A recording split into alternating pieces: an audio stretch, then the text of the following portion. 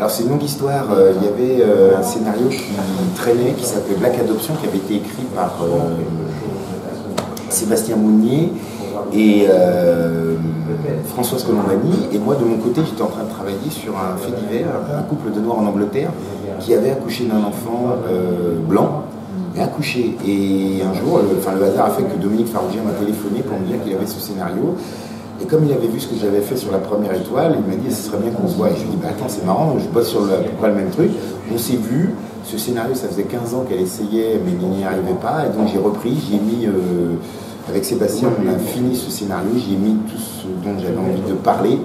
Parce que je trouvais que cette histoire, enfin ce pitch très comédie, par son prisme, je pouvais attaquer des questions de fond. Et donc voilà comment est né le projet. Et puis on s'est mis à l'écriture, la réécriture. Et puis voilà, ça a donné Il a déjà tes yeux. Lucien est arrivé telle une tornade avec son projet en m'expliquant les personnages, l'histoire, l'enjeu, etc. Et bon, déjà ça donnait très envie. Et puis à la lecture du scénario, c'était tellement bien construit, tellement bien raconté. C'était déjà très drôle et émouvant. Et puis le personnage m'a vachement plu. Le personnage de Sally. Alors quand je l'ai lu le scénario, il était déjà très bon.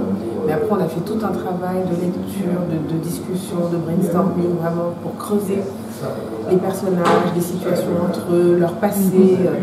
On a vraiment échangé énormément. Lucien était très demandeur et moi j'avais très envie, donc on s'est vraiment éclaté à faire ça. Et du coup on est arrivé au moment du tournage à un résultat qui nous satisfaisait pleinement.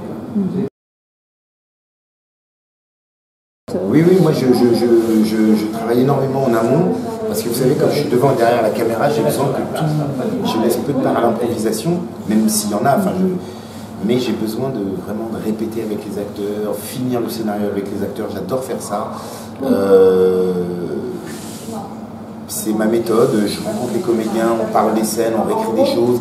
Et j'avais besoin aussi, Aïssa m'a énormément apporté, parce que moi j'ai beau être noir, mais la culture africaine je la connais pas bien. Donc il était important parce que j'essaye d'être le plus réaliste possible. Et donc c'est vrai qu'on y a mis tous un petit peu de notre patte, et Aïssa beaucoup aussi. Le scénario était vraiment bien écrit, donc on n'était pas vraiment dans une recherche d'impro. On a vraiment eu le temps de se préparer. Ce qui était hyper agréable, c'est qu'il y a eu un esprit de troupe. Et ça, c'est vraiment Lucien qui génère ça parce qu'il a une espèce de force positive, mais à toute épreuve. Et il embarque tout le monde comme ça, il est très très puissant en ce sens-là. Et tous les comédiens étaient heureux d'être là et avaient envie de porter cette histoire de façon collective. Et sur les plateaux de cinéma, on n'a pas toujours ce genre d'atmosphère-là parce que on ne se rencontre pas tous, on ne tourne pas les mêmes jours. Parfois, on joue dans le même film que d'autres personnes, mais on ne s'est pas vu pendant tout le tournage parce qu'on n'avait pas de scène commune. Et là, il y avait vraiment un esprit de troupe, presque comme au théâtre. Et je pense que c'est dû, d'abord, comme je le disais, à la personnalité de Lucien, et puis au fait qu'on ait eu le temps de se préparer. Et que sur le tournage, il y avait une telle disponibilité, une telle écoute. Tout le monde pouvait vraiment apporter des idées. Il y avait l'espace pour ça, même si fallait travailler avec un bon rythme.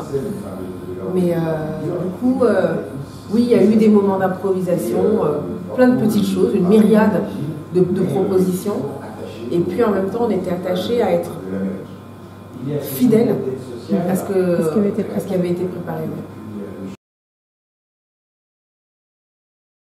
C'est le côté conte du film. Je voulais que la méchante soit une sorcière de dessin animé ou à la Disney, cette espèce de méchante comme ça qui arrive. Et puis après, donc on a vraiment fait une mise en scène qui correspondait à ça. Donc j'ai même fait des références à l'exorciste quand elle arrive dans la maison, comme s'il venait exorciser.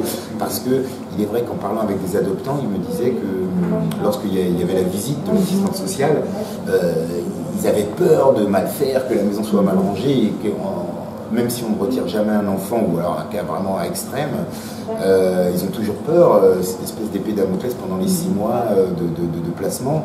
Et donc j'ai essayé de retranscrire tout ça. Alors du coup, je dépeignais la réalité, mais avec beaucoup d'humour, en mettant un petit peu plus. Vincent, pareil, voilà, c'était...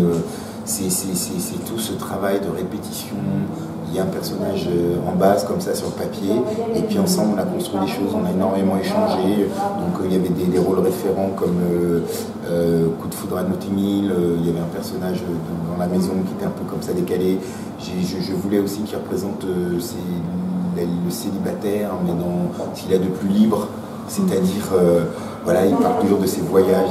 Moi qui ai 3 enfants aujourd'hui, c'est vrai que je peux moins bouger, et voilà, je voulais aussi parler de cet aspect. On n'est pas obligé d'avoir des enfants, ils représentent ça aussi.